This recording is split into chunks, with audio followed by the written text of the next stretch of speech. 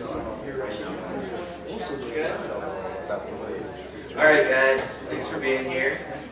We're going to go ahead and get started. Some of the introductions. My name is Michael Clary. I'm a medical student at University of Michigan. I'm here at the Kennedy School doing an MPP as well. And I'll be facilitating a little bit of the conversation today, mostly just opening up opportunities for our incredible panelists to talk. I'm going to start off introducing, giving a little bit of background. It's also in our booklets. So if you'd like to reference it later, follow up with them throughout the conference, I think that'd be wonderful. So down here at the end is LeVon Stone Sr.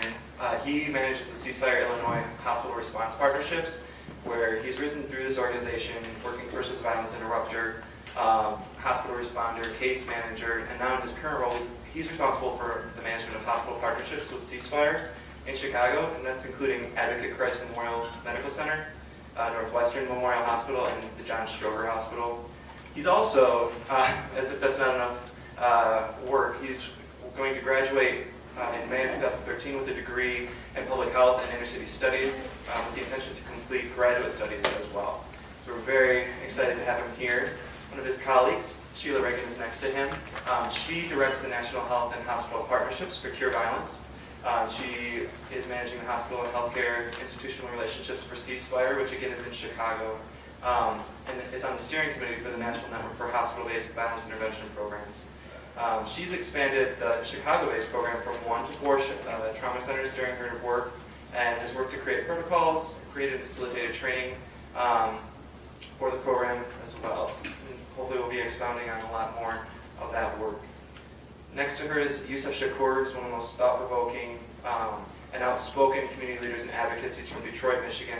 After serving 9 years in prison, he came back and opened up a bookstore and cafe in his neighborhood where he says he used to wreak havoc on, and has organized various community initiatives, mentors young adults, addresses social challenges in the community, and is very committed to education, has done multiple years of a back-to-school backpack drive supplying school supplies to more than 2,000 children in the last 6 years. He was also in this past year voted a finalist for the Steve Harvey's Hoodie Awards, which is for the best community leader. And when I was in LA for that commendation, and with a little bit of work, hopefully will be the next Detroit City Council member. Next to him is Dr. Cornell Cooper. He's the program director for the Violence Prevention Program.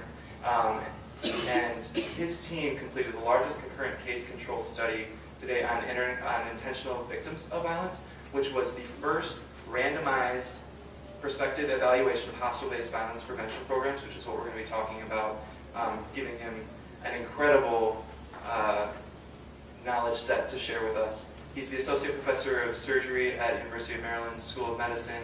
He's also a member of the Association of Academic Minority Physicians and the Chief of Trauma Services at Prince George's Hospital Center. And then right here next to me is Giovanni Kendrick, who is a violence intervention advocate at the Boston Medical Center here in town. He's also a full-time student at Bay State College in Business Management program. He's done an incredible amount of work as a gang mediation counselor in Roxbury and the Dorchester area. Served as a peace leader for the City Mission Society, and has an incredible passion to help people in the inner city communities change the perception of life, acknowledge the strength and abilities they have to create a system of unity. I actually had to really abbreviate your profile because there's just an incredible amount of initiatives and work that he's done. So we're very excited to have all of our panelists here today. Yes.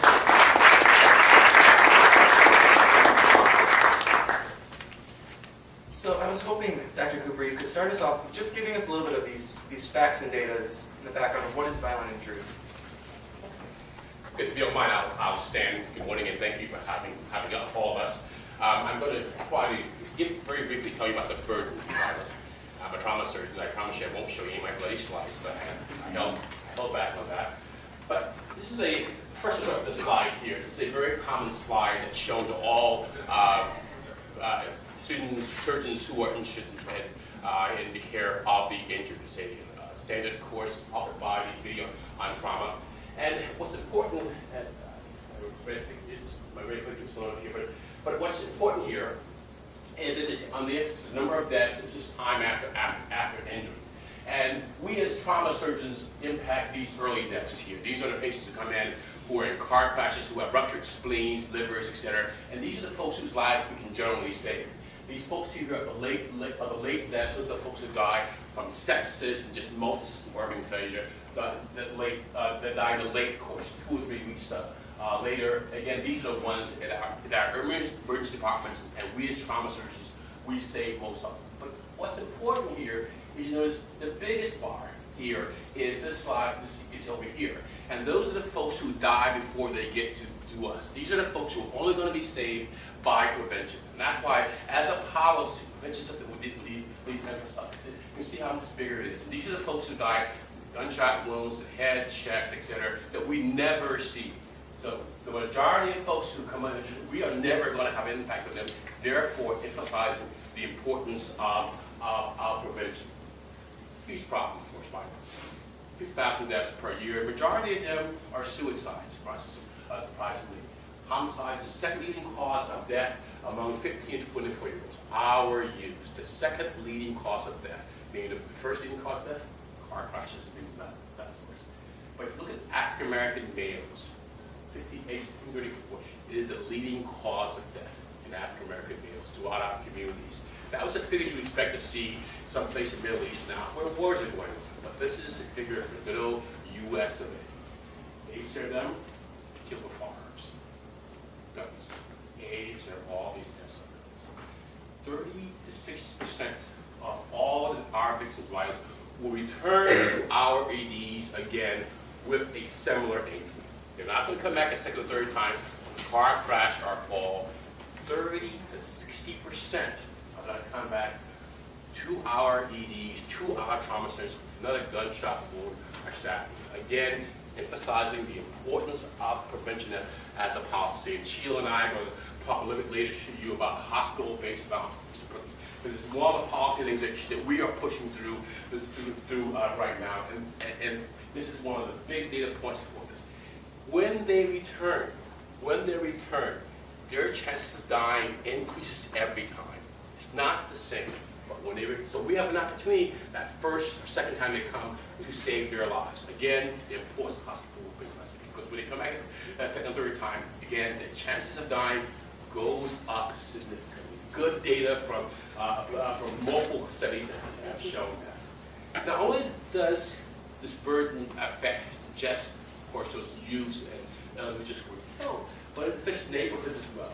Neighborhoods that are wild neighborhoods have increased heart disease, hypertension, HIV, renal disease, and various other things as well. But you can see how it will impact other things. You're in a violent neighborhood, the chances of you having afternoon programs, youth soccer, etc., are all going to go down. You, as a parent, are not going to want your kid out there. So it affects neighborhood in huge, huge ways. And finally, this is a data from 2009. Non-fatal injured youth, over half of a million non-fatal injured youth. So you can imagine that 15, that 12-year-old, that 6-year-old who is shot or stabbed, how that impacts their life forever. And I've taken care of that 12-year-old. Most difficult part of that conversation is the conversation with the family afterwards. It's not taking care of it. It's that conversation with afterwards, telling that mother or father that their 12-year-old, 18-year-old is not coming back. Fine. This is a very busy slide, and I apologize for it. This is dated from 2010. But what's important here, this is data points of our falls, gunshot wounds, stab wounds, assaults, MBCs, and stuff. The important point to make here is the yellow bars, the gunshot wounds, are almost the highest almost in every year. They're the highest. Okay? This is deaths. What it says is that if you come to my trauma center, and this is data from the second largest, second busiest trauma center in Maryland, you come to my trauma center, my chances of saving your lives are much decreased if you present for gunshot wound. MVCs, head strokes, much better chance. The yellow ones are all the gunshot wounds. Again, my chances of saving your life are markedly decreased if your mechanism of injury is a gunshot. And finally, the last slide here, I want to talk to you, is a little complex. This is data from Hopkins. This is data from a guy named Eddie Cornwell, who was the former director of trauma at Hopkins, currently the surgeon chief at Howard. And when he came to Hopkins about in 1999, Hopkins didn't have what we call an organized trauma service. They had folks who sort of come in, take trauma call, and then go home. And the data at our national organizations say that if you have an organized trauma service, the chances of them surviving are much increased. So he said, okay, we're gonna put money into organize a trauma service at Hopkins so we can save lives. So and he did that, and he looked at the data from looked back at the data from 2005 to see if an organized trauma service gave them better data than before it was organized.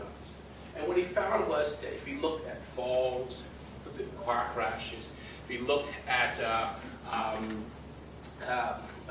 hit by a football player, felt mechanical ball, all those kinds of things, that he was correct. That trauma service had increased their save rate and it had increased the morbidity of those kinds of injuries. But when he looked at gunshot and violent deaths, no impact. There was 11,000 patients they looked at.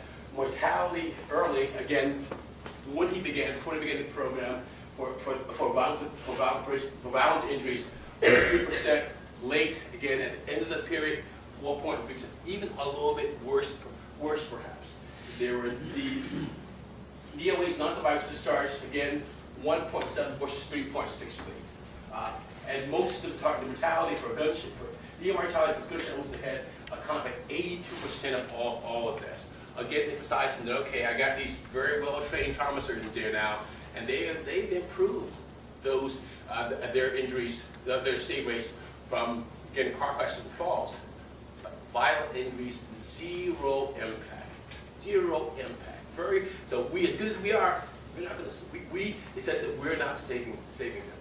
Again, emphasizing the importance and necessity of prevention. Thank you.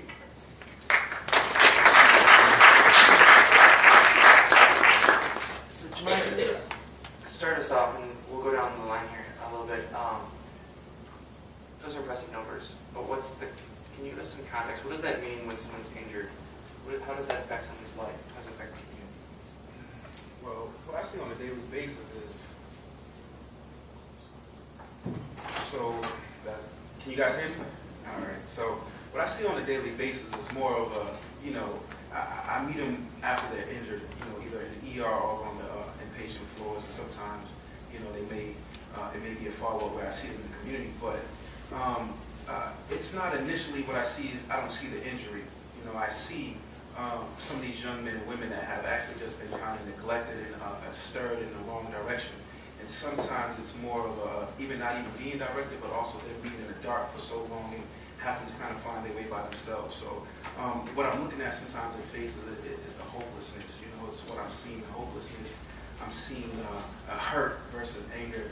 And sometimes people are seeing the anger and they're mistaking it where it's pain that they're seeing in some of these young people. So for me, how I'm responding to it when I'm not seeing anger and I'm seeing pain, it's a sensitive, I guess, approach, because if they're feeling as if they're almost, I want to say, being labeled or stigmatized because they've been injured, it causes a bad relationship off from the beginning. And there, I can't even help them where I'm connecting to, other positive and steering them other direction, because them being injured already reassured what they already felt would happen to them, which is them being hurt or being shot or no one caring about them, because when they get injured, they're almost let go. Somebody doesn't actually stick out that extra hand, and that's why sometimes we're going above and beyond just to show them that we care. That's the basis of some of this. There's no caring adult sometimes around them, and they need to feel that when they're injured, and it starts before that. That's why I say I don't see the injury most of the time. I see all the other things that happen to them beforehand, where I'm kind of I'm going off of it, and I'm feeding off those vibes versus the actual injury. Also, after they're injured, what happens is, it causes other things where it breaks down the sense of family that they have, a little sense of family, and a sense of community, because these injuries caused them to lose housing where they no longer can go back to their homes and no longer can go back to their family's house because of safety issues, and then they become scattered across the city, causing other things as, creating some disenfranchised, environments and families where, I guess, like I said, it breaks down the family sense, and they have no support at that point. And once again, they're going back into this lonely place and this hopeless place. Also, I've done a lot of translating. When I see when these injuries happen between the police, between the doctors, nurses, other community members, because once again, when they're injured, they get labeled as a gang member, or sometimes, they're doing the wrong things in life. And I want to say 100% of the time, none of these young men and women want to actually stay in that lifestyle or wanted this lifestyle. So I'm already believing in them and seeing something that no one else even thought they could do, even though they probably thought this, let's say 3-4 years ago, even yesterday, but no one actually encouraged them. No one actually said you can actually do this and put it in a place where it's an opportunity available for them to take advantage of it, even 7 months down the line after they recover, because people will always get into their lives a few days and then they'll go away. It's just a pattern. That's why, this is what some of this stuff looks like just on the surface. And Yusuf, you challenged me last night in a really good way when we were talking about violent injury. Can you share with me? Sure. When we look at violence, in particular urban America, we tend to look at it after the fact. Someone got shot, someone got stabbed. We're neglectful to the social violence that they're impacted by, the economic violence, the political violence that is producing violent human beings that survive in hostile communities and hostile environments. You look at the self-worth of these young men and young women, as well as the parents that's being raised, is in a third world conditions. Many of us, we look out outside of America, but don't realize the third world environments that these young men and women growing up in, and it becomes a way of life. This death style that we begin to we inherit, it gives us power, it gives us pride, it gives us an ability to define ourselves in a way that many of us can't comprehend. There's a huge difference between surviving and living in America. And what we're looking at, we're talking about survival. And each of us will find ourselves in that position, but based upon their development as human beings is a result of violence towards themselves, towards their community, and they're caught up in suspense of undevelopedness. For myself, who grew up with a mother that was an alcoholic, who loved me dearly, her way of disciplining was beating me. There was no preacher, there was no city councilman, there was no recreation center to help me. So when you look at hurt people, but also oppress people, oppress each other. That violence becomes a language that allows them to relieve themselves of this oppression. We've all heard the saying that pressure busts a pipe. So what do you think oppression does to a person? It drives them insane that they're dealing with every day. When you don't know how to act out or live positively and productively. When the stores that you're going to, folks don't look like you, treating you like shit. When you're going to the schools, the teachers no longer live in your community, treating you like shit. And the police come in your community, and it wasn't you, it was him, but treating you like shit. You begin to feel like shit.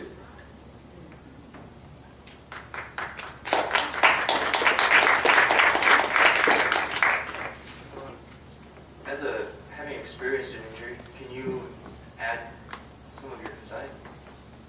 So just to give it a backdrop on what just the last from 2012 from beginning to the end, from January to December. Just to give you a capture of what I basically do. Like I said before, you can understand. Right now, I supervise the hospital program that's all at the level 1 trauma center in Chicago. But just to give you just a brief idea of the numbers, at Christ Hospital alone, we've seen 755 patients with injuries, and we cover blunts, stabbing, and GSW. And it's not just, when we look at it, it's not just a city issue. When you hear me talk about 755 patients at one particular hospital, out of the 755 patients, 191 of the patients came from the South Suburb. So we talk about in the city like it's just a plague that's happening in the city. Violence is happening all over the world. So we look at it, we approach it from an epidemiology standpoint. We fall in the violence whether it happened at extraordinary hospital in 6 months. We just exploded the hospital for 6 months. So from July to January up to December, we've seen like 250 some patients. Northwestern Hospital, we've seen 200 patients a year. But again, based on how Chicago is designed, is where the trauma people, where the patients actually go. The whole thing of it, from my standpoint, from being a gunshot victim, from being the assailant, sending people to the hospital, unfortunately, I've seen both sides. I've been the person to send someone to the hospital, and I've been sent to the hospital. When I made that transition in my life to actually try to change what we do in the community, it's really just educating and talking to the patient and meeting the patient basically where they're at. The difference with ceasefire and what we got going on in ceasefire is we're not just reacting, so it's bigger than just the hospital response program. So it's a day-to-day operation that's going on that we call the hospital interrupters. So every day we're mediating situations that we really don't document. We're doing violence prevention. So it ain't just so much as just the hospital response. The hospital response is just a component of the ceasefire, the whole organization. So it's more than just one thing. So I don't want you to look at it like, well, we're just doing hospital-based work. Inside out in the program, we know it. Coming to the hospital, we knew something happened already. We're not documenting basically. It's hard to document what's going on in the forefront in the community. We know what's going on in the community, but we of the community, we in the community. So we're just basically talking about clinical message. So the hospital response is just another part of the component. So it's interruption first, every day, on the street, beating the streets, interruption. Unfortunately, stuff happen. People go to the hospital. That's when the responders come in. The case manager and the hospital response people, we're in the hospital 7 days a week. We're on call 7 days a week. So that's what happened after something happened. The case managers that we got that's in the hospital follow up with the patients, not only in the hospital, but when they go back to the community. So it's basically just educating and teaching the family members, the patients, breaking down what the injury really is. It's being the glue between the hospital and the community. So you gotta have both sides of that. You can't, I don't care how much work you do in the hospital. If you ain't helping the community, if you don't reach out to the community, you ain't educating the community, what good is it? The patient is bound to come back. So I understand what the surgeon is saying, because I work directly with some surgeons. So I understand the whole key part of not just fixing. See, to me, the approach is not just fixing the patient, but fixing everybody that comes to the hospital. Because again, one person could get shot, and it may be 200 people show up at the hospital.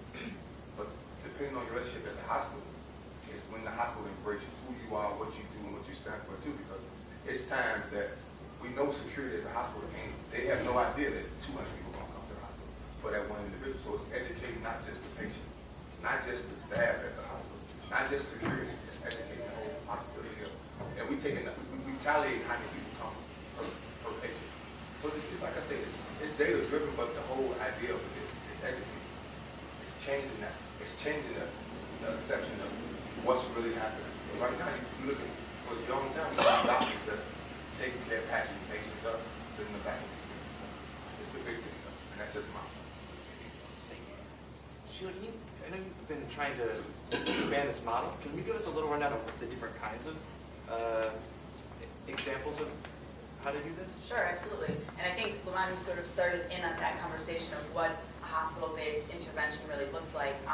There's two basic types of hospital-based intervention. At its core, you're trying to use an opportune moment when someone is injured, they may be more vulnerable, more receptive to help, and you want to intervene in that individual's life in that situation to prevent the spread of more violence.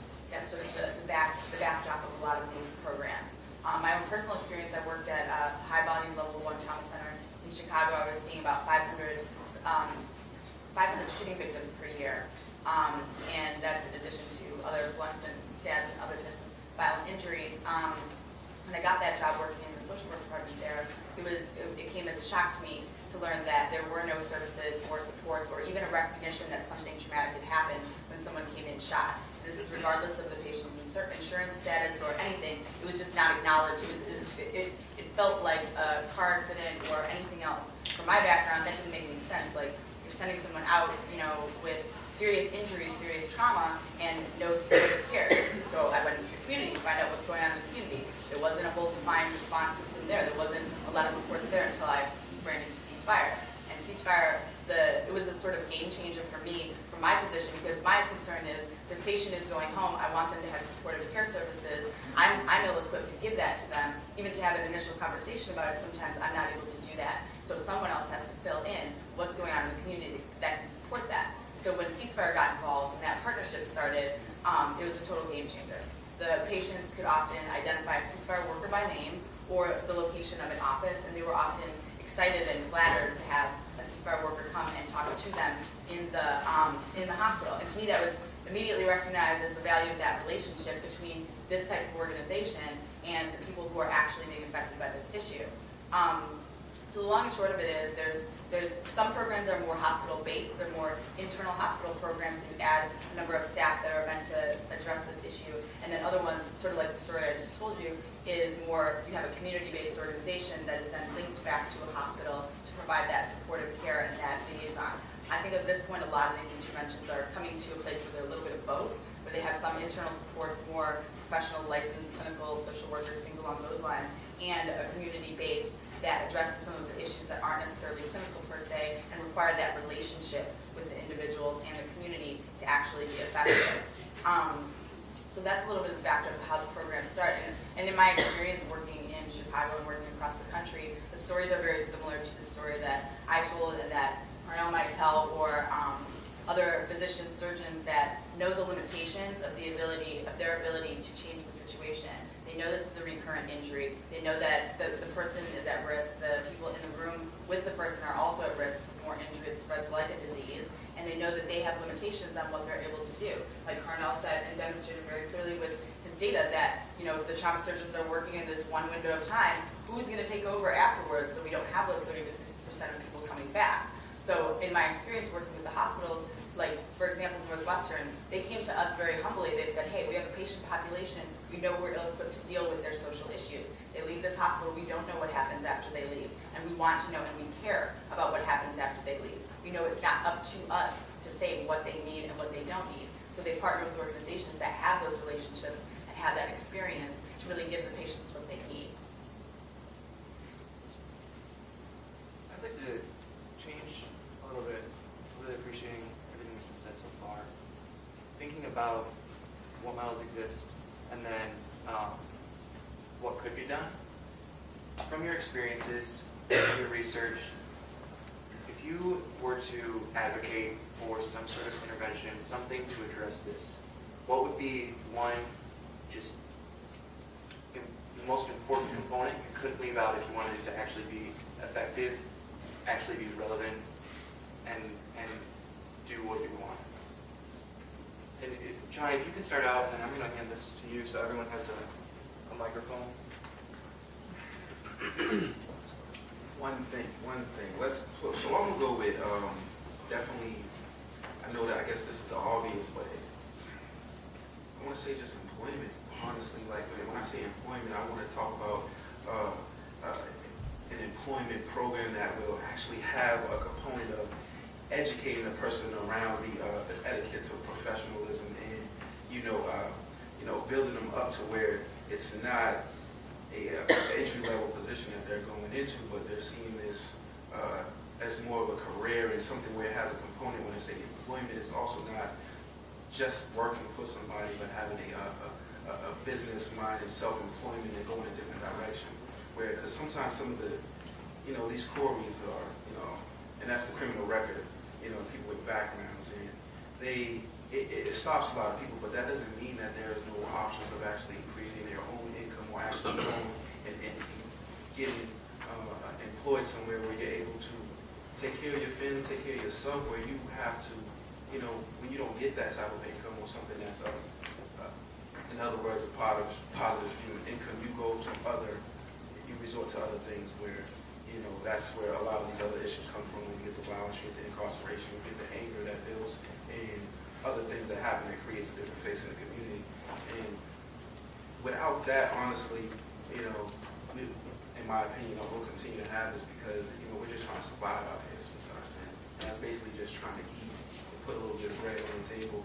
It's where we sit for most of the time. But definitely, the education and employment piece, and I don't mean like regular college or high school. I mean, training these young women and men how to really be young women and men and have values and certain other, components where we're building community and we're not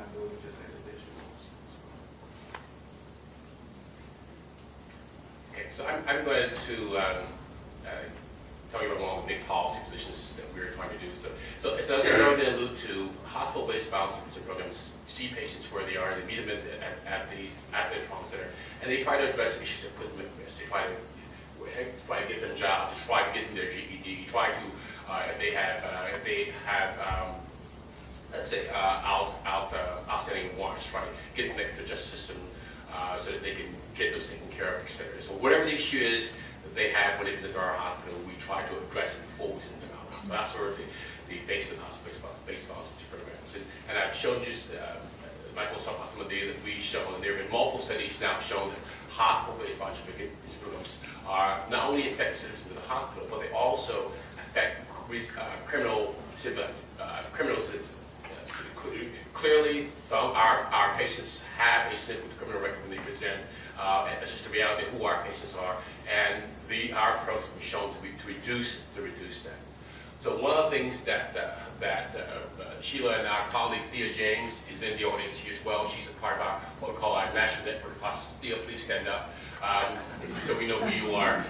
She's part of our network, national network of hospital-based violence prevention programs. We've been around now for about 5 years. Our goal is the proliferation of hospital-based violence prevention programs. So one of our big policies that we're pushing slowly through the surgery community, which, as you can imagine, is a very conservative, very by-the-book community. So if we're going to say we're going to change the culture of how trauma centers face, we got to have data. So one of the things they did a few years ago is they said for all level 1 trauma centers, in order to be a certified level 1 trauma center, you must have a brief alcohol intervention program. That's part of the data. They did that because of the relationship between alcohol and car crashes and other things. So that's a standard now. So what we would like to do is if you are a trauma center, and keep in mind there are literally about 5,000 trauma, actually more than that, thousands of trauma centers around the country are now seeing these patients. So what we would like to do is that if you are a level 1, level 2 trauma center, and let's say 10, 15, 5, whatever it is, what percent, 10% of your patients are victims of violence. What we would like to say is in order to be a mandated trauma center, you must have a violence prevention program. If that percent of your patients are violent victims. Because in our data, as we look at, shows that we save lives, not just these programs. So that's what we would like. We're pushing through. Again, keeping in mind, trauma centers are square pegs. Okay, they're by the books. Violence prevention programs are octagonal pegs. Okay, we don't fit in them very well. I can admit, when we began our program over 10 years ago now, I spent lots of time talking to board meetings, communities, etc., trying to make sure they're comfortable with it, because all of a sudden we were going to deal with patients that they really want to get out of our hospital as soon as possible. These are our folks from the 6 o'clock news. They don't want. If you want to put a violence prevention program in our hospital, those guys, we want them in our hospital, not that. Why do we want more PR there? So it required a lot of conversation to get this through this very straight-laced, stodgy system. And so, so we're trying to get a policy that says that if you are a trauma center seeing, let's say, 10% of your patients are victims of violence, then you should have a hospital-based violence program for it at your trauma center. Just as you have a seatbelt program, this is you have a programs that involve the brief alcohol intervention. Same sort of approach. That's the one thing that we provide. For myself, a former gang member who found myself in prison for a crime I didn't do, and where I met my father for the first time. And that relationship that we developed in prison had a tremendous impact on me, changing, healing, and rebuilding my life. It was through that relationship that I understood my obligation as a black man, part of a black struggle, to continue the legacy of fighting the injustice that will continue within our community. So when you look at the lack of a social movement within the black community, it contributed to the heightening of the contradiction within our community, where you see drugs, and you see gangs, you see that type of behavior had went on an upscale in our community, and the quality of life in our community had decreased. So fundamentally, I would point to that, developing a social movement that's committed to as far as the quality of our community, restoring the neighborhood back to the hood, the fundamental things within our community that is missing. Many of us who come from different places, I'm from this hood, I'm from that hood, but that quality of that hood is not a family hood, of not of strong men, strong fathers. It's of thugs, of drug sellers, of folks that are not caring. So in changing that landscape in our community, beginning to change the landscape of young men and young women in our community, of being committed to making a difference. No longer thinking as individuals, but thinking as mothers and fathers. When I was in prison, and when I read Black Woman in White America for the first time, here I'm at 19, and I felt if I died at 19, my legacy would have been a gang member. And I felt I betrayed those who died for me to breathe the air that I'm breathing, wear the clothes that I'm wearing. Again, when you have that historical context of who you is, it's like asking a young boy to grow up to be a man and not knowing a father. Asking a young girl to grow up to be a woman, not having a woman in front of her. So without those models of consistent continuity within our community of love, of commitment, again, we always have differences. Brothers fight, but without that love, it doesn't allow them to come back and look at each other and say, yeah, I was wrong. It allows them to pull out a gun and shoot you or pull out a knife because there's hatred there. And the only way you get real hatred with love, and love has to be the order of a social movement of protecting our humanity as human beings.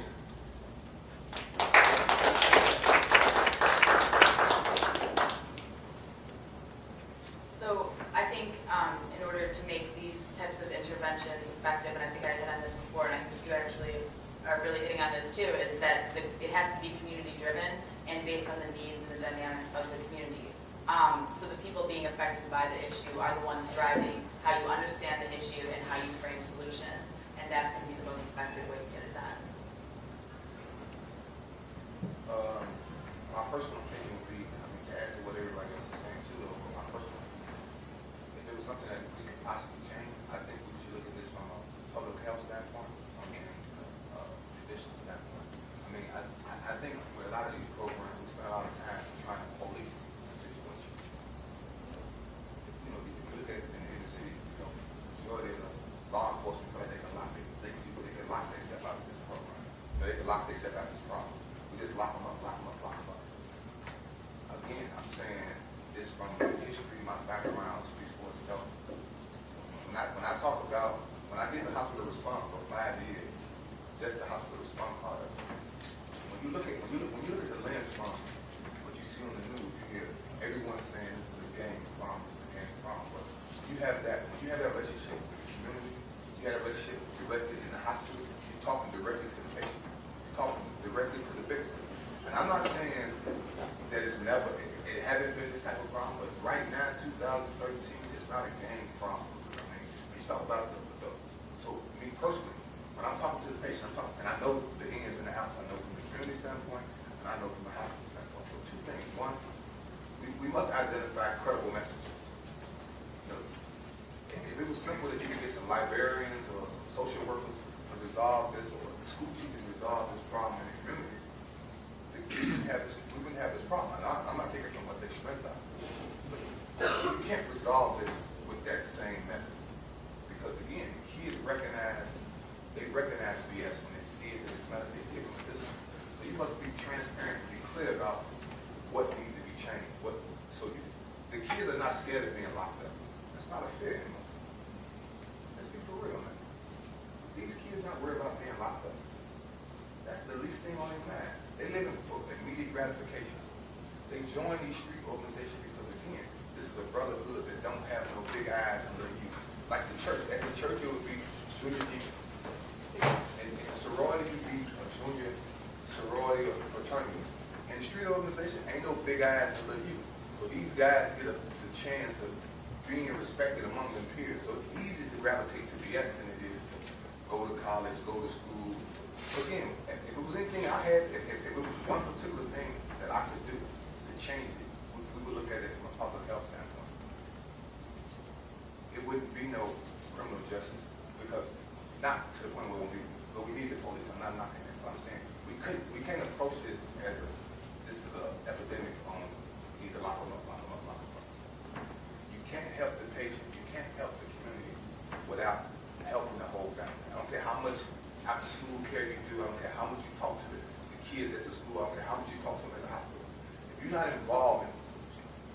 society or the community, it ain't gonna work. I don't care who you are, how much schooling you have, how nice you dress, I don't care how much the church preach on you. You gotta help more than just the individual. You gotta help where they come from. So my personal thing would be more public health than police if I had to pick this one. So we have some time.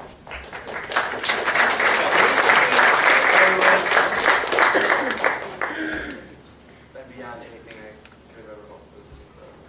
And I know we have a lot of questions out there. There's a microphone here in the center of the room. If you could use that, just because we are recording it, it'd be good to be able to catch that as well.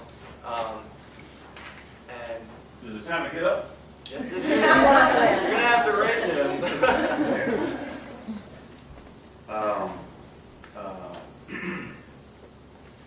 There's so many various aspects of this problem. There's the public health aspect. There's the community aspect. The part that I'm most interested in, I guess, is the part that these two gentlemen were talking about the prevention and the culture, both in the community and in the nation, that produces an approach to dealing with violence that is lauded and is offered as a solution to problems. But there was you have a bookstore. There was a brother that tried to deal with our piece of the problem. His name was Ryan Karinka. He did it about 50 years ago. And he came forth and he said that this is a sociological problem. You know, you can go into prisons, you can go into gangs, you can go in the street, and you've got to teach people how to relate to each other in a way that gives them an opportunity to say what they need to say and do what they need to do, but still respect each other. And I'm wondering, is there anybody out there that you all know of that is trying to apply that kind of approach to dealing with the violence problem? So one of the things that this is definitely, folks like Sierra Coop and one of your colleagues, like Dr. Protos, just said decades ago, violence is a public health issue. Okay, both of them said it several decades ago, and we need to approach it that way. We're going to impact. And as Ron said, we can't jail ourselves out of it, but it has to be all of us. Both from the hospital, from the state house, the hospitals, the community. We have to work on this issue. 67% of individuals who are let out of prison return to prison within 1 year, telling us that we are not the problem. Folks with mental health issues who admit to prison, and many of them do have them. Only about 10% of them get mental health treatment while they're in prison. So they're going to come out and say things. So one of the things that I think that we have to do is begin to approach this issue early on, like in elementary school, in terms of conflict resolution. How do we? We don't. It's not. Conflict resolution is usually one of those things that we've taught at our homes, dinner table, at night. Our society is not that like that. You have 14-year-olds having kids. How can a 14-year-old teach their kid about resolution? They're trying to survive, etc. So one of the things that I've advocated is that, and my mother-in-law, who's a school teacher, says your mom was already retired, but conflict resolution has to be taught in the schools. Okay, instead of the 3 R's, reading, writing, it has to be 4 R's: reading, writing, everything, and conflict resolution. But it has to start there. We taught in of course, in churches, communities, etc. But schools are where you have different audience. So I think, in trying to answer your question, that is one of the big places that we have an opportunity to teach conflict resolution, because that is at the center of a lot of our reasons why violence takes place. If you ask, there's a social professor in Philadelphia newspaper said that the respect, if you ask our patients, 85% of our patients say that the reason they got injured is because of a lack of respect. Okay, It wasn't. It may have been because I'm sure there may have been distribution of drugs on the corner, but it's because that person just maybe selling drugs on the corner. It was respect that was the issue. So if we're going, in my mind, conflict resolution. How do you resolve conflict resolution without violence? So I think schools is key in that process. Hi, good morning, everyone. My name is Terrence Gilchrist. I'm alumnus of the Kennedy School, currently an analyst in state stat with Governor Martin O'Malley, also a former policy analyst to Mary Cory Booker in Newark, New Jersey. The question I have is with respect to the sustainability of these interventions. I myself have been involved in an intervention that resulted in shootings stopping after 6 weeks and the narcotics markets completely dissipating after 4 months. But something that we found, even after this, was in addition to some of the great health benefits, such as lowering the risk to obesity because the children were playing outside again, that those of us who were involved as stakeholders started to have this disruption. So the disruption that happened on the streets started happening within the suites. And we see this also with like ceasefire. So here in Boston, it's a ceasefire with a capital F. You saw that even though they had this golden period during the mid-90s, 2.5 years of no youth homicides, by the 2000s, it started to fall apart. So you had internal fighting among the police ranks, internal fighting among the ministers, and I kind of wonder, even if we had these great interventions, like everything that you all are doing, you could spread it around the country, sprinkle it, give a dose of these interventions. That's great for like a year. But afterwards, in the suites, it falls apart. It just falls apart. So what happens with the sustainability? You have any recommendations for those of us who are in government, those of us who are in hospitals, those of us in other sectors? How do we keep this momentum sustained? Because the money is not going to be there. Given this Congress, given whoever's going to be in the White House in a few years, the money is not going to be there. Support is not going to be there.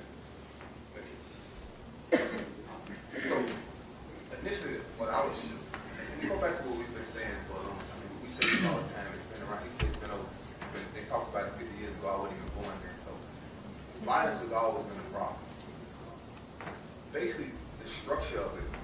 You talk about educating people. I mean, in African American communities or Latino communities, it differs. But again, knowing who we are, what we stand for, the foundation of why we do what we do, is the essence of really educating them. So again, and it's us that really know how the street life really goes. You know, like he said, we started young. You know, I can tell you, 5th grade, 10 years old, educating kids from the start. Like right now, we're not teaching our kids. I'm not saying all of us, but we're not really giving the kids the reality. The majority of us is trying to get away from it. You grew up in this way. You want to make a difference with your kids. So you're saying, I'm gonna make sure I give them everything I thought I wanted. But we're not really teaching them the foundation of who we is, where we come from, what the belief are, the belief systems. And I ain't talking about just church. I'm just saying as a culture, as a nation. So when you tell a kid to respect someone like they would want to respect, you educate them and teach them like, man, this is the foundation of it. You know, don't ask for something that you're not willing to give. So this interpersonal thing, like I said before, this is not a gang issue for real. Honestly, I wouldn't lie to you at all. I wouldn't benefit nothing from it. It's not a gang issue at all.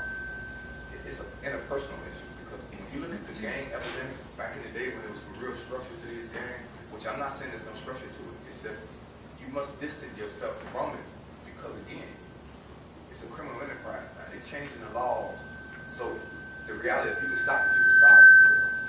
That's the reality. If you can really stop it, you can start it. So it's guys that's from communities that don't educate the next generation because they're worried about being labeled gang leaders. So it's a criminal enterprise. So educating us, teaching us, talking to us about talking to the next generation that's underneath us or behind us, it's more educating than talking to them, but the parents got to be real too. I mean, you got to tell your kids for real, like, yeah, we live in the suburbs, but we came from here, taking them, educating them on some of these things.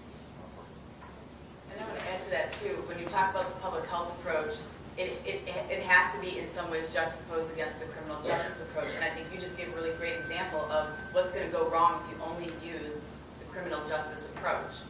It becomes a crime to educate individuals about their history, and you have to separate yourself from that history. I don't see how the community can begin to heal some of those issues without having some of those conversations, and if they're criminalized, it's not going to happen. I think the harder part, to your specific question about the budget, is that to really shift the conversation is going to require shifting of money from criminal justice budgets to health budgets. And it's going to be a matter of where everybody's priorities are. That's going to require people to make really hard decisions and fight with people. There's no question. But that's part of what has to happen if we really want to be able to look at it that way. I think, it's pretty clear that just looking through the justice lens has not solved the problem. And so using another lens from the start, looking at another data set from the start, not looking at crime data, looking at health data, and understanding what are the metrics that matter to health data, what are the outcomes that matter to health data, as opposed to crime data, is a start. But to do that on a systemic level is going to require people to really make changes. Lots of people. Another piece to add to that is, there's many components to sustaining this issue, but the one thing that I found that we did at our program is, getting guys to sustain the actual ceasefire. In other words, where they, not for 6 months that they don't engage in, any shootings or stabbings or fights, but forever. And how that we came about that is really getting them to realize, knowledge of self, knowing who they are, knowing the history of themselves. Also valuing themselves much more and seeing me and you and me.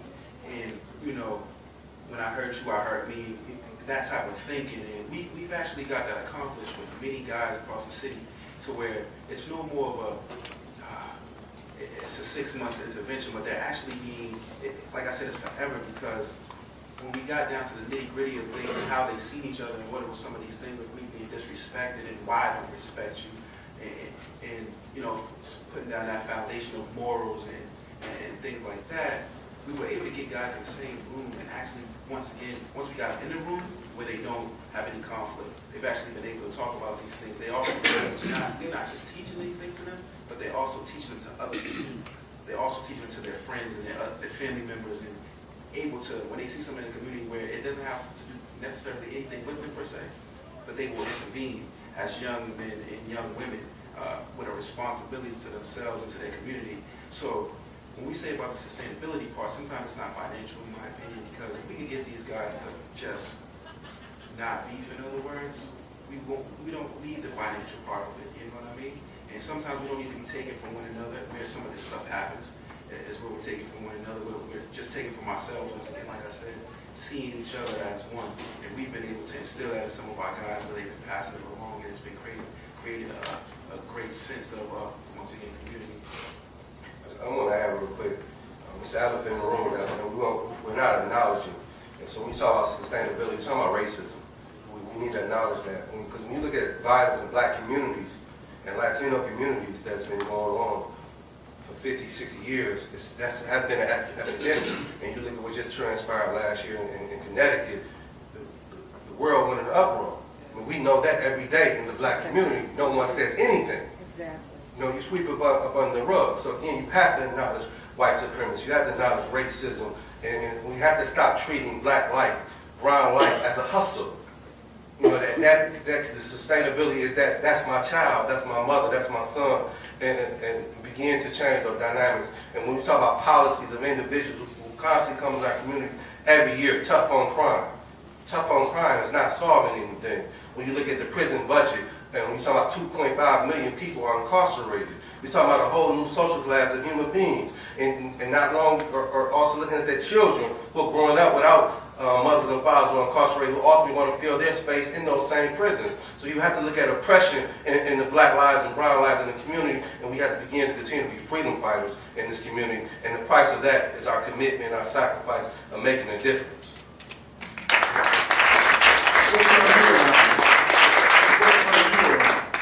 And Gerald, my father turned me around in prison. Reading about these guys on his shirt turned me around. If I could just add to Yusef, one of the things we have to do is make sure that it's not just, our perspective where it's not just African American problem. We have to make sure that it becomes a community problem.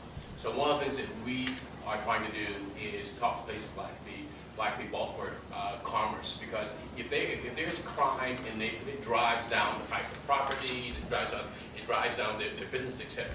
So them not paying attention to it, them not investing in the issue means it's going to affect them as well. The other thing that we all of us at this table have to do is produce data that says what we are doing is effective.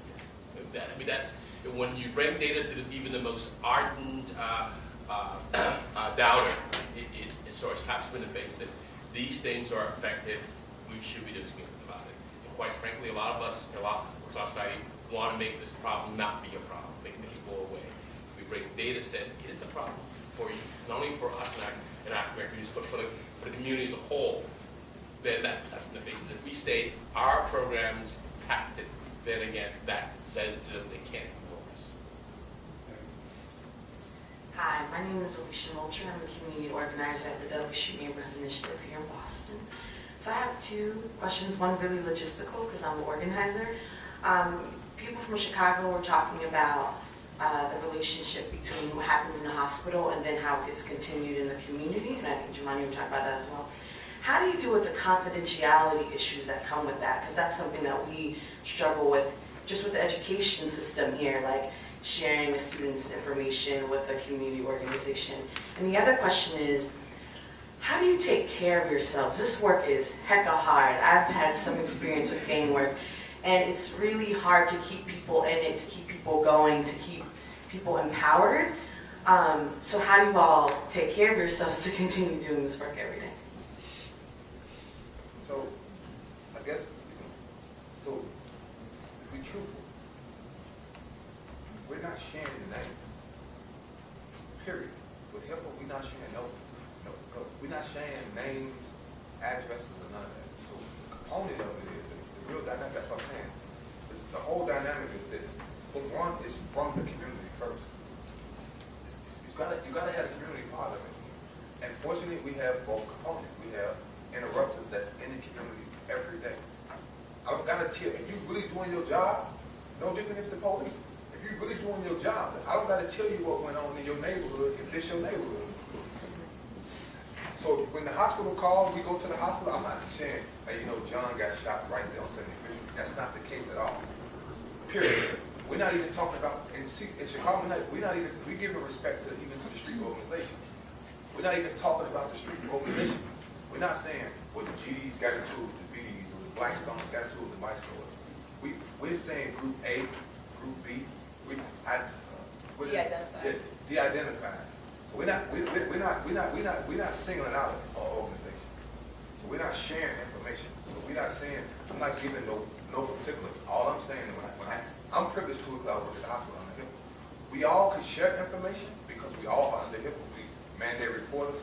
But because of the dynamic of relationships that we have in the community, we're not doing it. We know this is an open case when you get to the hospital. I'm not asking the patient who shot you. I'm not policing the situation.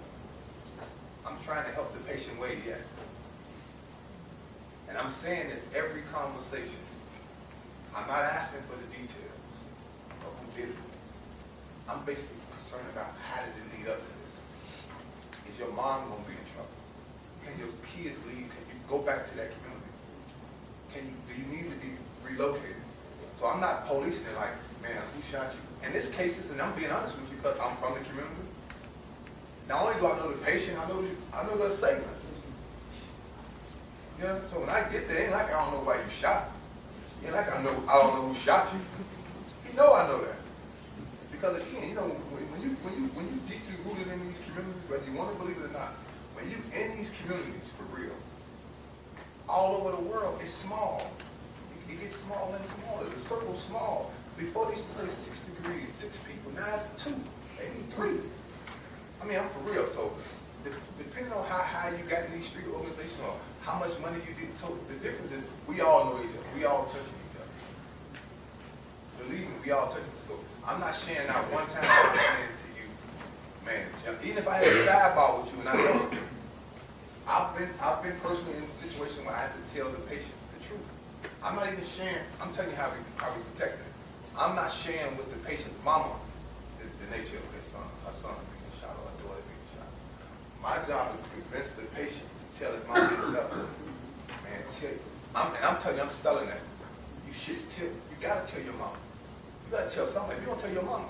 And I always use that phrase, mama's baby, daddy's maybe, because again, we talk about that foundation, that bond that mom had with that child. That foundation means more than any of it. His father came in his life to change his life. I'm saying, and that may be what motivated him. I'm using the mama syndrome. I'm saying, man, this is your mama. And you know, we soft on mom. So, man, when you talk to a kid about his mother, you tell them like, man, listen, you don't do this. What about your mama? If they shot you in front of your house, you're losing already. The phrase, you can't shit where you eat. I mean, forgive my language, but what sense does it make? If he know where you live at, you lost. If the police came knocking on your door, you lost. The object of the game is not to win or lose, it's to win the game. So when I'm educating my team, when we educating the doctors, because again, we're not just educating the community, we educate the doctors too. All the new residents, all the chaplains that's coming in the hospital, we inside and out in this thing. Everybody must be educated. We educating the police for real. You gotta educate everybody on what it is you're trying to do. I ain't trying to get in their business with this. This is an open case. I don't want to know that information. I don't want to be subpoenaed to court. I'm promising to tell you, I don't know what happened. The police has been outside the room, heard me talking to the patient. No, the patient told me what happened. He asked me what happened. I told him I ain't know. He said, I heard you. That ain't really my job. His job is to lock somebody up. My job is to prevent it from being an ongoing situation, or prevent it from happening, period. So go back to exactly what you asked me. I'm not sharing none of that information, not even with my coworkers. And this is my former supervisor. It was things that I'm vague even to her. And she called me and gave me the name. She called me and said the person's name, where he got shot at, where he lived, everything. When I got with her, every paper said, from my understanding. Because again, I didn't want to be involved in this open case. I know it, because again, be mindful, I don't want to take too much time, but if someone gets shot, the ambulance, the fire department, I'm talking about on the process. If you know it, you've seen how they go into the hospital. The ambulance, the police, the fire department, and then ceasefire. So it got to be ceasefire. I told you, I'm not caught up on the name. I ain't caught up on, we ain't set claiming on this program better than that program. The reality is we talk about the community. But no matter what the name is, I don't care what relationship you got, the foundation got to be coming from the community standpoint too. You got to have the community being part of it. That's just my personal opinion. You all want to tap in on that. That's, when you said Chicago, you talk about what's going on in Chicago, talking about how de-identifying who the patient is and what they do. We're not talking about names or organizations. So we're giving everybody their privacy. We respecting all of them. It's a challenge. Yeah, come on. It's without question a challenge for us. But when you work with the family and you gain their confidence by making sure that you show you care. That's important. And for our families, for example, one of the things we do is around the Thanksgiving holidays, we have to get food and certain things that are all for the holidays.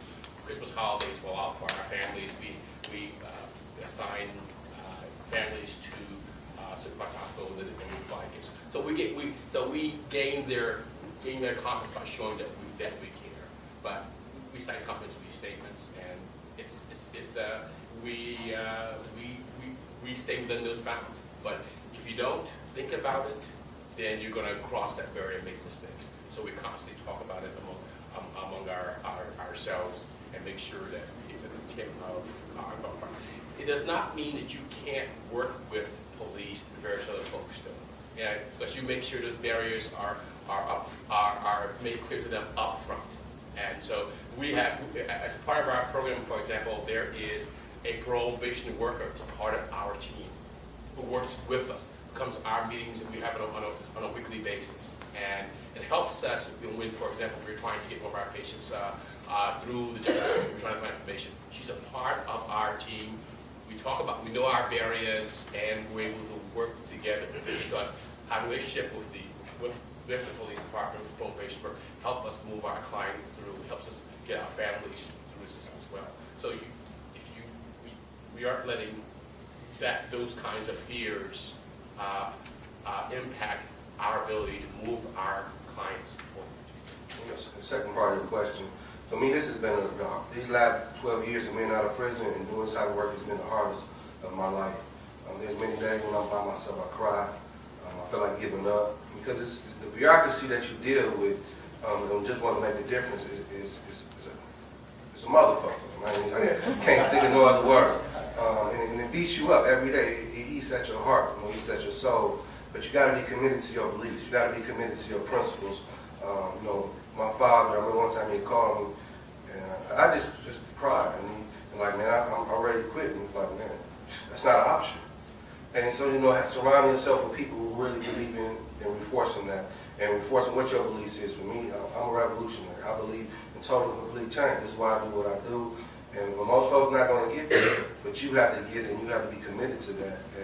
And the people that you're impacting, they're going to reward you.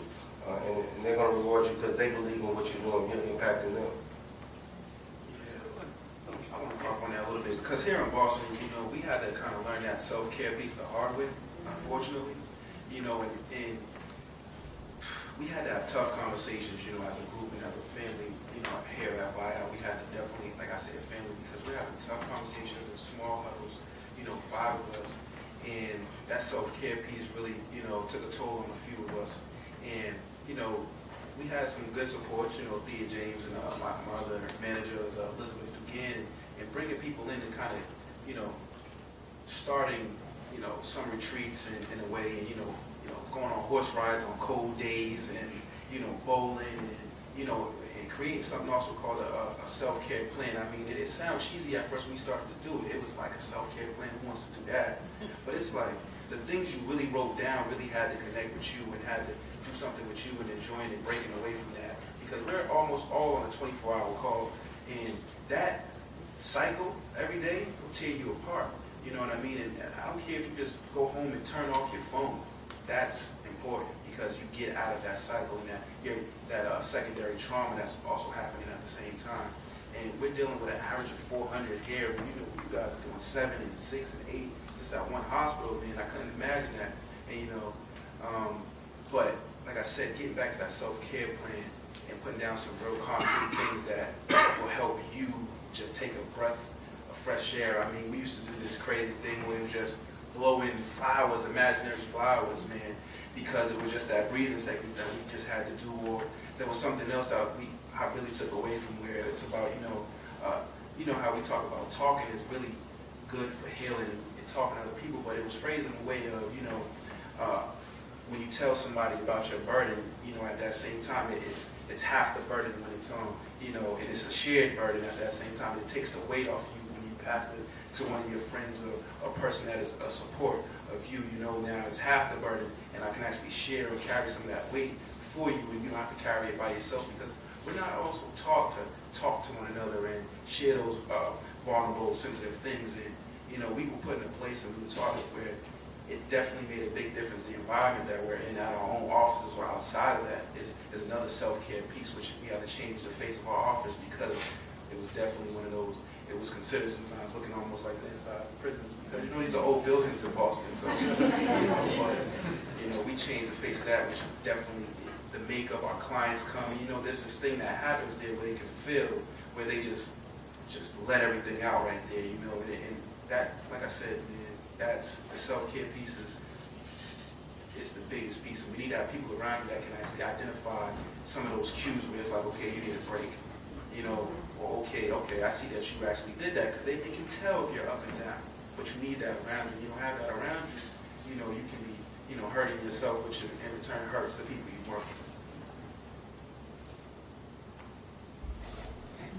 Good morning. My name is Katia Powell. I'm a PhD student at UMass Boston. I'm also the founder of a nonprofit called Strive 2020.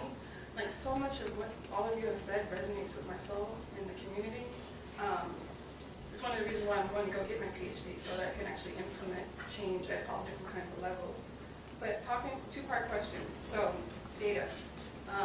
I do obesity prevention and focus on creating healthier generations. So before I used to look at the social ecological model, but that's actually not going to where the person is in place, decide the neighborhood and community and society, 5 levels.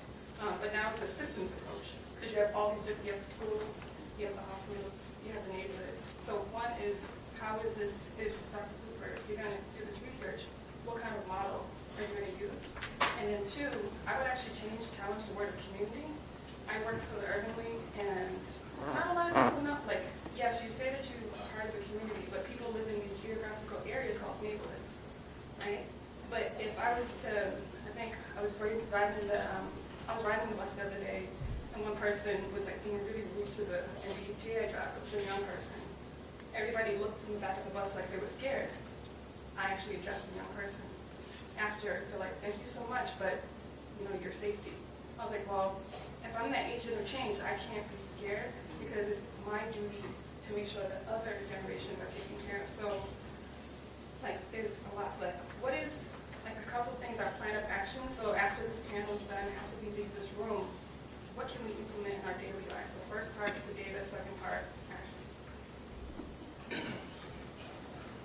Well, in terms of the data, what we do as part of our hospital-based budget is we see the patient to get to the hospital. That's part of what I do. I'm a trauma surgeon, so we're trying to. I cite that I kept seeing these young men come with these gunshot wounds, some of them dying, and the simple part of my job, as I said earlier, was talking to these families. I mean, going into the room, afterwards, when you spent 6 hours trying to stop someone's from bleeding, and you fail. And in the meantime, what's happened is that a mother has come, calls a mother must come to the hospital, and they're waiting for you out in the waiting area. And you walk in there, and they haven't told anything except their son came in and died. And you have to serve. You can't serve. You can't say you can't sort of sugarcoat it. You can't be casual. You got to just say your son is dead. And at that point, the screaming, the crying, the yelling, you feel that mother's scream come through you sometimes. And so that sort of stuff that sort of drove us to do this. So we're that environment's a part of me, and that's why it's decided to work in that environment. Every one of us, depending on what your niche is, can be a part of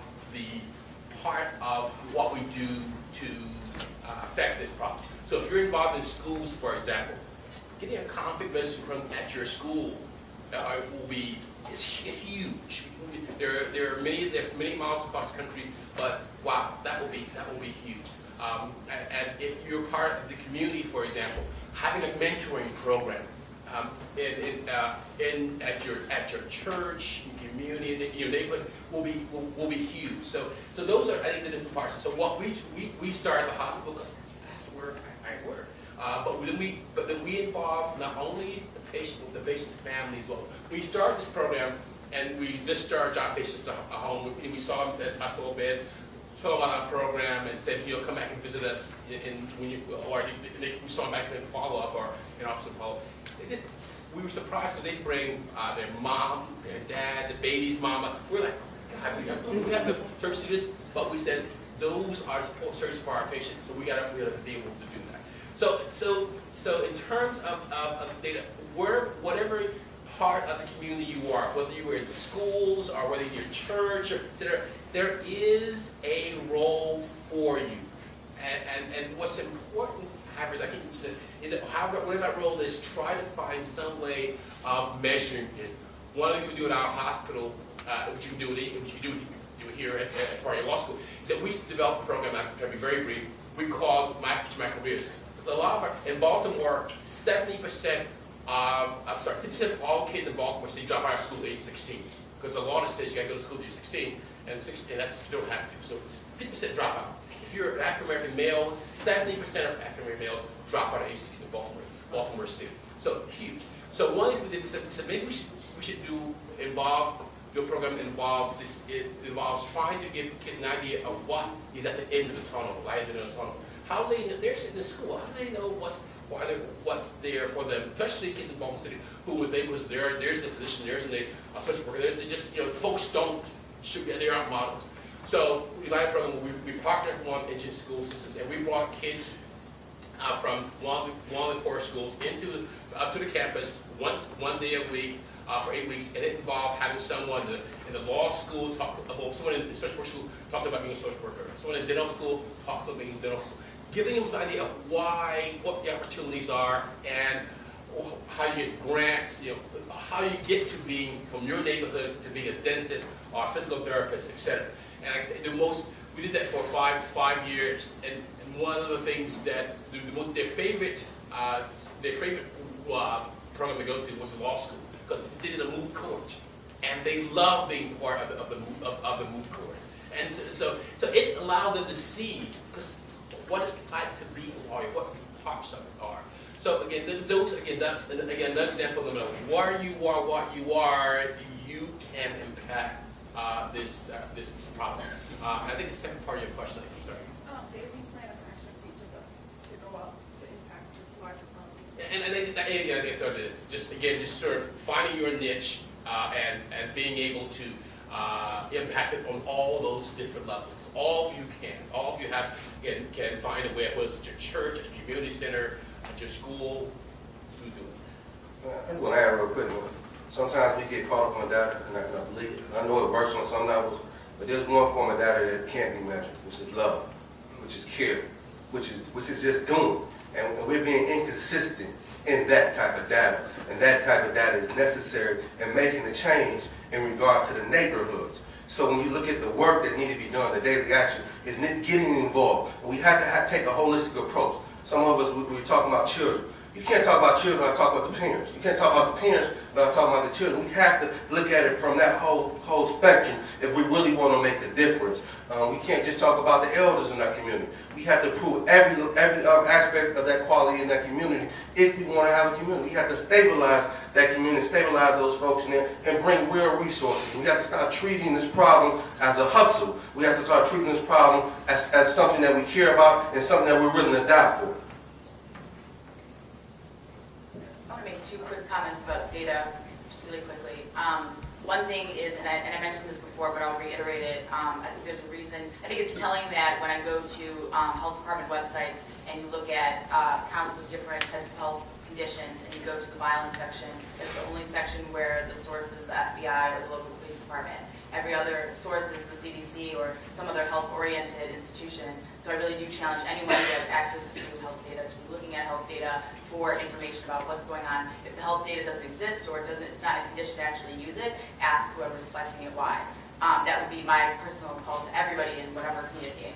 And then the other thing about data that I think we haven't talked too much about here is really cost analysis. So get some actuaries involved and say, what is this really costing us to do it this way? What is it really going to cost us? And what are the outcomes going to be if we do it this way? And I don't know of a lot of rigorous studies being done on that particular data set. Let's move on. Like health and all issues, that initiative.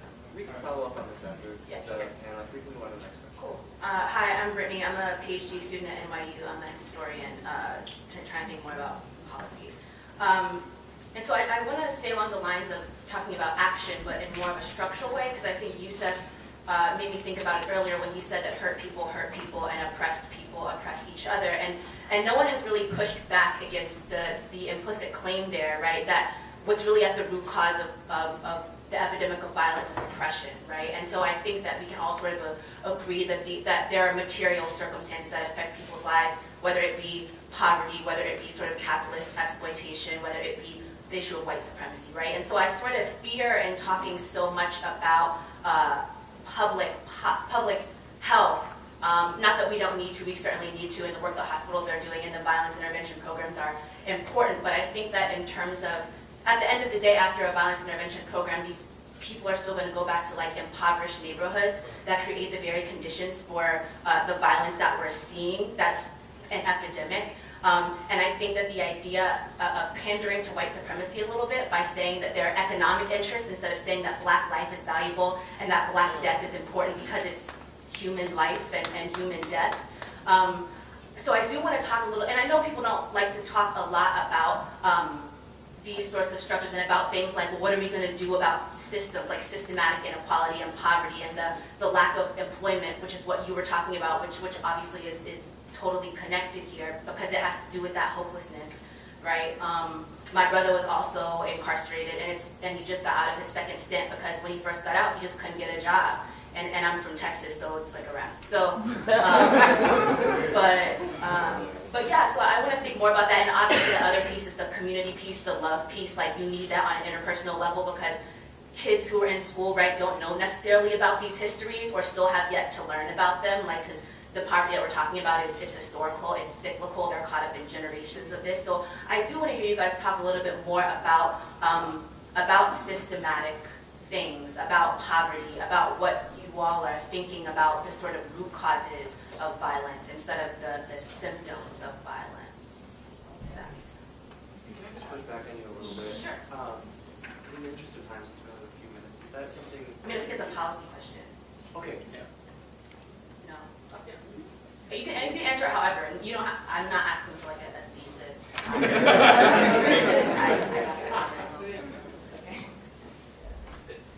Well, I'll take it real brief. All those things are parts of an issue of a broader issue that our society has to address. How do we break this cycle? And I'll give you my own example. I grew up in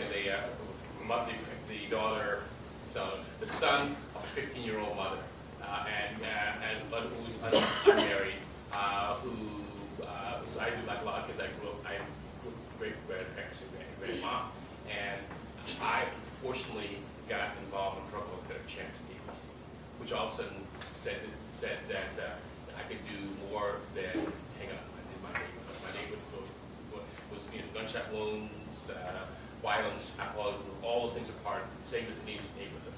And that program all of a sudden said, gee whiz, you can do some other. So we have to buy in neighborhoods like I grew up in, two kids like myself and others on this panel, ways to break the cycle. We have to do what you just said. We have to as a society accept that there is institutional racism, that we as a society do turn our back on our neighborhood and say violence is not a correct proposition. We have to stop saying that we don't do it, because we do that, and we have to find a way to stop. That's a huge policy, societal issue that involves every aspect of our society. One key is we got to break the cycle of our We got to start at some point, a new generation. I'm the first kid in my family to go to college, and so now my kids are going there, my cousins are going there. Those are. On a local level, I would say, just a smaller scope, this institutional racism that happens at the hospital, every day, all day, and sometimes, as tiring as it gets, just trying to explain to doctors and nurses and other people that perceive the patients that come through as perpetrators or, something less than, just another patient or human, it gets tiring, but what we have to do, what we've been doing, is honestly hitting these floors, these nurses, these social workers, these doctors, and we're educating them on how to approach or changing the perception and the stigmas amongst this population that are victims of violence. That's just on a smaller scope, but that's one way how we're changing some of this racism, because they're getting less than care than the person that would come in from a skiing trip or a car accident out in a suburb town, and just because it's happening in Boston or the urban city, they get a different treatment, but that's because they see them a different way. But we're changing that perception, and slowly but surely, it has made some effects in how their care is when they come to the hospital. From when they enter and when they leave, it has made some differences. So that's one way, how we're doing that at Boston. And this is going to be the last question. Point of motion. We take all the questions and just have the panelists answer the questions as well. People have traveled a long way, and all we're doing after this is what? Yeah, so actually there's going to be like a opportunity break if you want to talk with the panelists afterwards. It will be up here. But we're going to do one last question, and then take all the questions. I think you just take all the questions. Just take all the questions. Get the questions here. You're so great. So what we're going to do is we're going to take this last question and allow it to be answered, and then You really can't take all the questions. That's good. It's always great. we'll spend the rest of the day. Let's take a question. My name is Giovanni Allen. I'm here as an alum and co-founder of the Partnership for Urban Innovation in Washington, D.C. This is a two-part question. It'll be brief. The first part has already been addressed. I wanted to really know, Sheila, you mentioned community partners, and Dr. Cooper referred to potentially some great community partners. But I really want to know what you saw as best practices among community partners that are partnering with you really make things work. And I asked that for three reasons. One, it might be mythology, but outside of those who are actually victims of violence or African American men, a lot of African men don't seem to gravitate towards health institutions regularly. And so I would think that it would be important to have community partners who are outside of outside the health sector to really work with you. Secondly, my friend, Princeton Professor Eddie Glott says the Black church is dead. And Yusuf, when you talk about the importance of love and care, where are those institutions that you work with that you see besides your own work that really makes a difference? And then finally, I want to ask the second part question is, a lot of what I've heard is about the importance of being able to change your narrative, your personal narrative. So where is that happening in a way that's outside of sort of one-on-one situations or in educational situations? Is there promise with digital media? Is there promise with other platforms, other ways and modes of distribution? I want to address a couple things you said. No, we're just doing the one question. We're just going to do the one question. Answer this one, and then please take advantage of the fact for the day that next will be here. Okay. So can you? Sure. So, a couple things. I forgot what I was going to say. To the point about community partnerships, I think one thing, we talk a lot at CSPAR about credible messengers, and everybody that we partner with, everybody has a role and everybody has credibility that they bring to the table and to the conversation. And I think one thing that I've learned over the years in terms of community partners, credibility is beyond you look like this person, you sound like this person, or whatever, or you're from this neighborhood or that neighborhood or whatever. In this program, you are the actual people. You have to have credibility and relationships and a voice that matters to the people that are really, really affected. And that's something that isn't necessarily, it's both easy and hard to measure. It's hard to say, this is how you do an evaluation for somebody's credibility. It's easy to measure if you go into the area and everyone knows who they are and they have those obvious relationships. So to me, it's about the relationships with the people that are affected. And I forgot the second part of the question. That one I really did forget. So we vet our institutions. I mean, we're going to refer someone to drug rehab. We have a comprehensive drug rehab program to make sure that they are what we want to do. So, for example, some of our patients are not interested in a, let's say, religious-based drug rehab system. They're interested in something that's different. So we try to make sure we make the right connection with our referrals to our patients. And so there's a good connection. We also we follow our patients throughout. So for example, when they get out, a lot of our patients will go back to jail.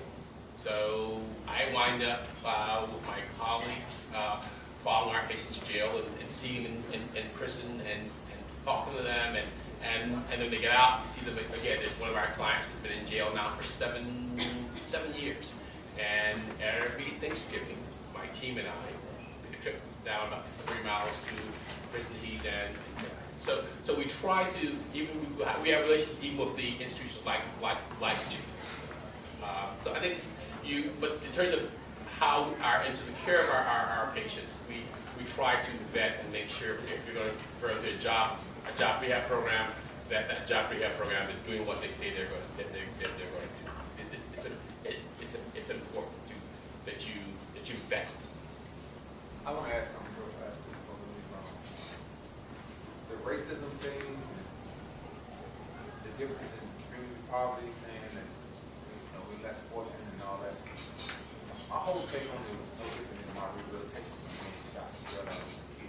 When I say me, when I make reference to me, I'm saying us, I'm saying majority. I ain't just saying, I'm only using myself just to build. So when I say myself, I mean just the whole time. People of color. Once I identify, this is just my process of it. Once I identify what the problem is, and I wholeheartedly accept the problem, I spend the rest of my time trying to solve the problem. I'm looking for the solution. Because racism, poor, we know what that is. And the people that's suppressing us, they know that we know it. So I don't really spend a lot of time worrying about what I don't have.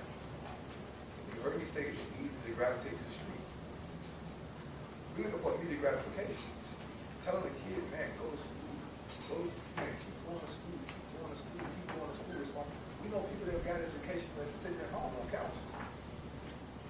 We know how much it costs to have an education. So when you're talking about what the problem is, what's really the problem, a lot of this, we know what the problem is. Not how are we going to solve this for real? I'm like, what's going to be the solution? What's the protocol? Me personally, telling the kid, hey man, go get you a job.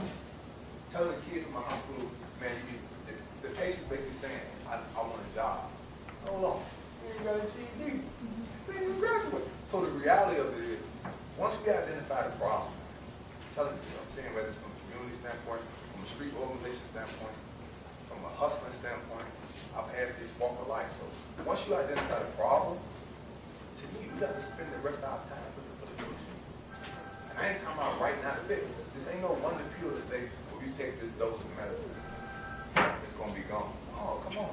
We need all hands on deck. We need everybody. Not just Obama and that policy. We're talking about everybody. We need all hands on deck.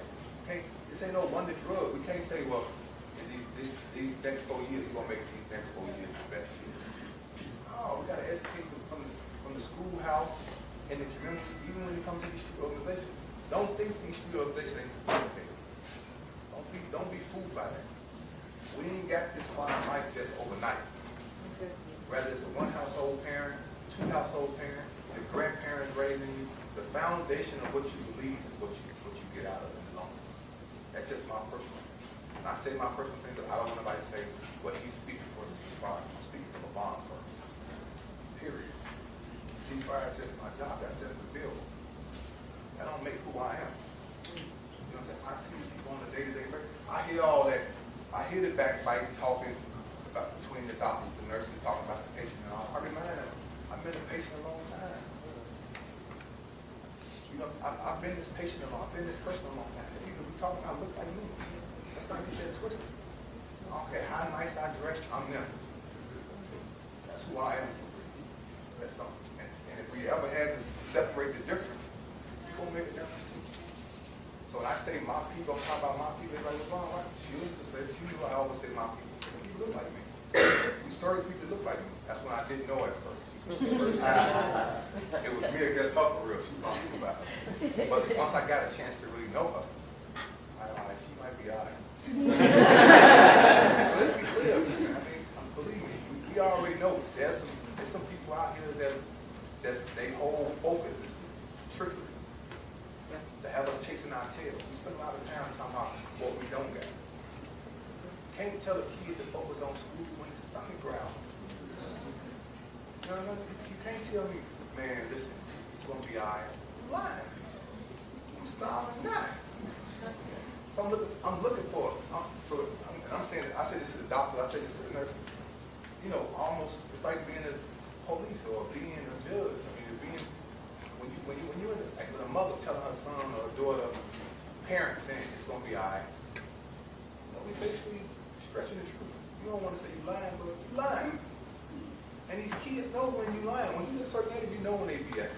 Like, you understand? So that's the difference. I mean, and that's just from I told you, from LeBron Stone personal opinion, that's how. And I'm approaching this thing like all of us look the same. Yeah, you shot right now. What you gonna do? But it took me a long time to get to this point. Don't think I've done this just overnight. I didn't just get to this point. It took a lot of trials and error. I'm one of those kids that done, I say still today, I try anything twice. I gotta know that the first time wasn't a mistake. But maybe I didn't do it the right way. The second time, I'm ashamed to look at it. So I'm telling you, when we talk about this problem, man, we talk about what you can do later on. You know within yourself, man, what you can and can't do. Don't get out your lane. If you appoint God, be appoint God. If you're a sinner, be a sinner. If you're a doctor, be a doctor. Not saying the doctors don't understand it. I'm just saying, ask for help when you need help. When there's snow outside, I'm asking, man, squeeze your strength. Can you get help to get this thing? Before, I was too prideful to do that. You know what I'm saying? So again, let's be mindful that we want to teach one. We must educate ourselves beyond just this little room. We ain't gonna never have enough. Can you everyone say?